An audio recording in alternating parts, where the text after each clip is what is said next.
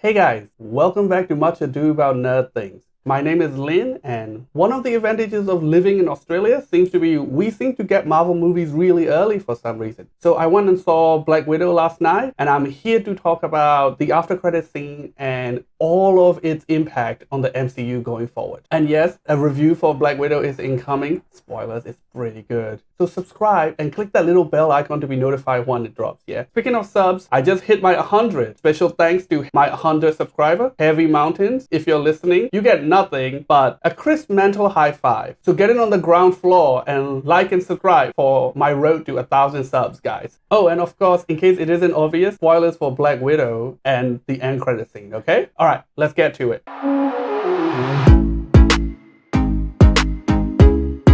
So the after credits scene opened with Yelena visiting Natasha's grave, which already marked what time this scene takes place in, because it has to be after Endgame, after Natasha's death, which means this is set after at least 2022, 2023. I think this goes a little bit to address some of the complaints people have about Endgame regarding Black Widow and how she didn't get a funeral. I don't know if it makes up for the lack of on-screen funeral, but we see her gravestone marked Sister-Daughter Avenger. There seem to be a lot of well-wishers leaving flowers and teddy bears and photos on Natasha's tombstones, which is nice. And as Yelena is tidying up around the gravestone, who shows up but Contessa Valentina Allegra de Fontaine. I know it's a mouthful. You can call her Contessa or Vel. So if you don't remember, this is the same character that showed up in Falcon and the Winter Soldier to recruit John Walker, Captain America / US agent. So because of the pandemic pushing Black Widow back so far, this is actually her second appearance. We're supposed to meet her here first, which would have marked her appearance in Falcon and the Winter Soldier quite differently. Because by the end of this post-credit scene, it is pretty clear that she's not a good guy. We know by the mission she gave Yelena. More on that later. So who is Contessa or Vel? Well, she is one of the Madam Hydras. So in the comic, she's a S.H.I.E.L.D. agent who turned out to be a Hydra agent who became Madam Hydra, but surprise triple twist, she doesn't actually work for Hydra either. She is a triple agent who worked for an organization called Leviathan, which throughout history ran parallel to S.H.I.E.L.D. and Hydra, and at one point was headed by Leonardo da Vinci.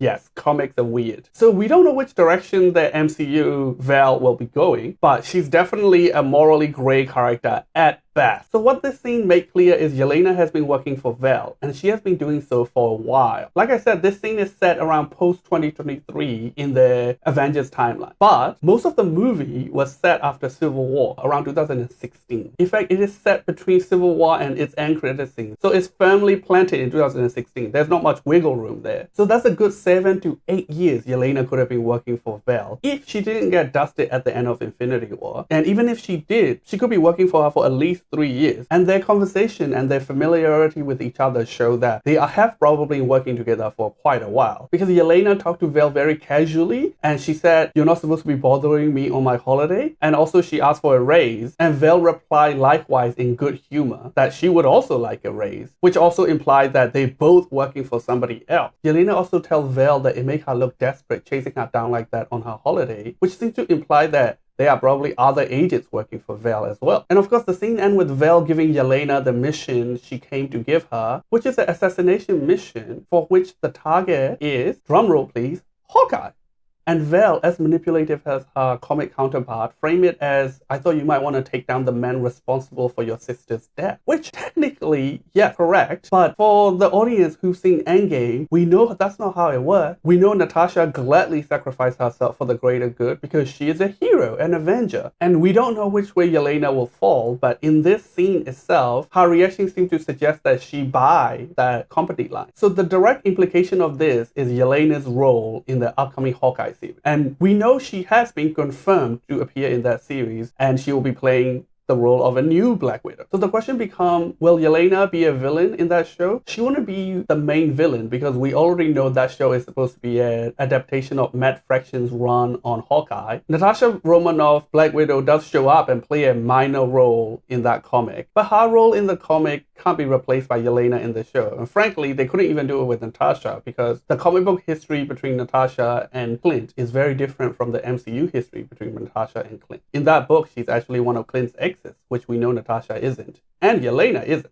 Will she be replacing the role of the Mime, who is a contract killer hired to put down Hawkeye? And I know his name sounds silly, but if you read the comic, he's actually a legit terrifying villain. I don't think so either. I think she's going to be a misguided obstacle that turned up and tried to take down Hawkeye, but at some point will probably end up helping. But there's also a Madam Hydra appearance in that comic. I can't remember which Madam Hydra it was. I don't think it's Contessa Vel. I wonder if that means that MCU Vel will be making an appearance in that show as well. Either way, whether Yelena take the mission or not, this directly set up her appearance in Hawkeye. But there's even wider implication to the MCU about this meeting and this newly revealed relationship between Vel and Yelena. First of all, what happened to the Red Room survivors, the other Black Widows, if you will? At the end of Black Widow, 24 or so Red Room survivors has been liberated from their mind control and escaped alongside Yelena. They seem to be pretty blank and impressionable and directionless and seem to be looking for Yelena for guidance and leadership. So are they still working together? Could the entire Black Widow Corps, for lack of a better name, be working for Vel alongside Yelena? So in the comics, Vel also at some point lead a cracked shield team called Femme Force. Their costume even looked like the MCU Black Widow costume. And we could be getting a version of that in one of the later works. They probably won't use the name Femme Force. I know it sounds silly, but if they're still running the Black Widow Corps as a Black Ops team, it could be a condescending nickname that one of the enemies give this all-female team. But that's not the only people that escape alongside Yelena at the end of Black Widow. We also have Taskmaster and Alexei/Red Guardian and Melena, one of the older generations of Black Widows, who escape alongside them. I don't think it's very likely that Melena will be working alongside Vel. Maybe Alexei/Red Guardian. He seems to be a pretty simple guy. He could have been tricked into it. I'm not sure if they were lined up ideology-wise. I mean, not that we really know what Vel ideologies in the MCU is yet. But the big one is Taskmaster. Now, I'm very glad Taskmaster survived Black Widow. And the big reveal in that movie is Taskmaster is actually Dreykov's actual biological daughter whom Black Widow blew up. And he turned into a living weapon. Now, I know some Taskmaster fans won't come out of Black Widow happy because they changed who's under the mask. And because by the end of the movie, she could have potentially turned into a good guy. But on both counts, I don't think you guys need to be worried, especially in the context of this after credits scene. First of all, yeah, she's a different person, but at least she kicked ass and they kept her alive. And forget about the gender swapping. Who cares? There's enough male villains. As for her turning into a good guy,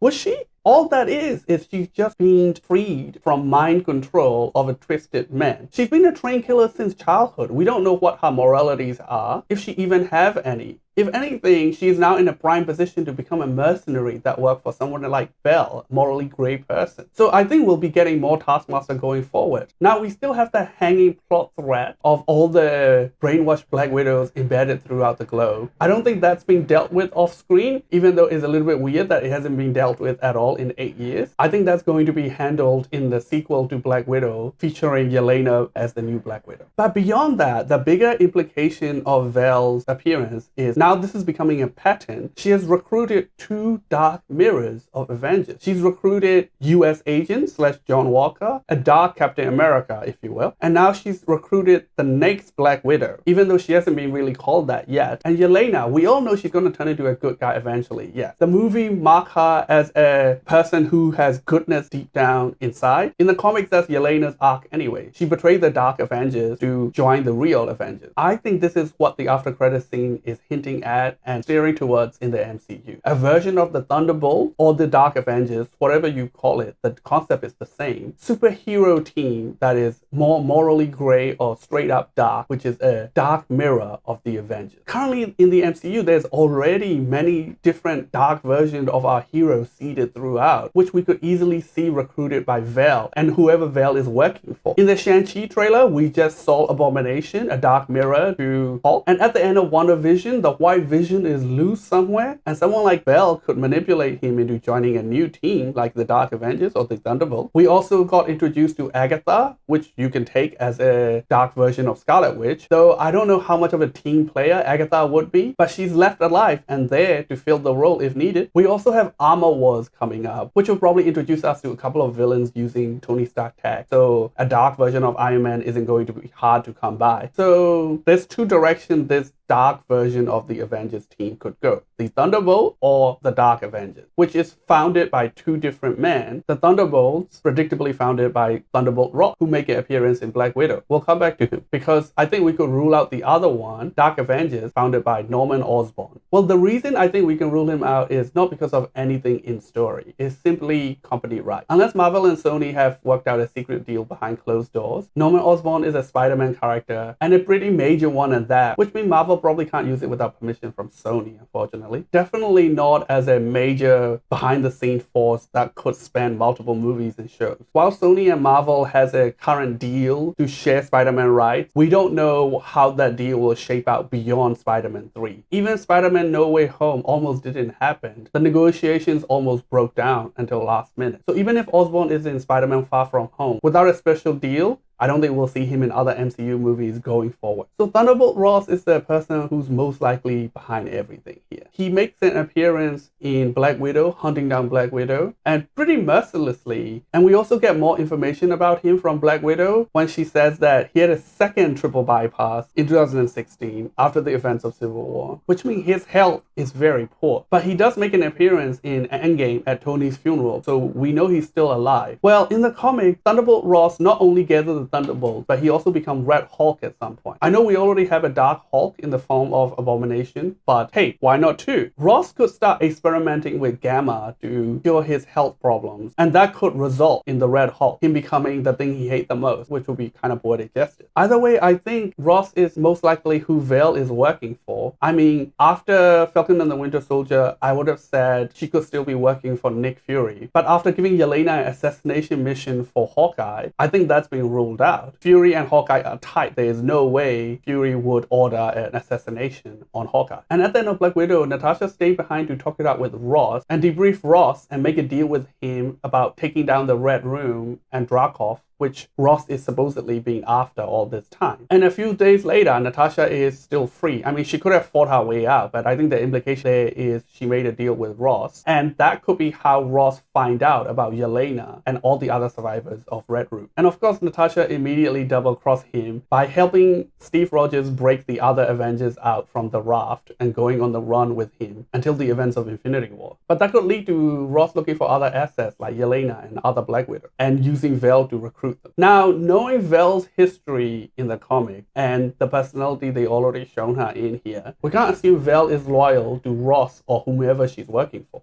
I don't think she'll turn out to be Madam Hydra, working for Hydra, because Hydra's time in the MCU is done. I don't think they'll go back and dredge them up as a major villain. Maybe minor remnants could be used as, muscles and small side villains, but I don't think we'll see a big comeback from Hydra. And Leviathan Comics history is strange and complex to be translated into the MCU. I mean, we could see a name drop. Whichever organization she's working for could go under the name Leviathan, but I don't think we'll see any entity that bear resemblance to the comic book Leviathan. But the biggest takeaway from that is in the MCU, Vel is now functioning as a dark mirror to Nick Fury, recruiting these morally gray or evil versions of the Avengers. And she's probably going to keep popping up in more of the shows doing the same until we get to the version of the Thunderbolts or Dark Avengers. And that's very exciting. So what do you guys think? Is there anybody else I didn't mention that could be added to the Thunderbolts? Who would be your dream lineup? Who else do you want recruited? Either characters that are already introduced in the MCU or characters from the comic? And which movies or TV show do you think this team could show up to be the villains or the anti-hero? I hope they get a movie appearance at some point, but I don't think they fit into any of the announced movies so far. They could just be a Disney Plus villain team.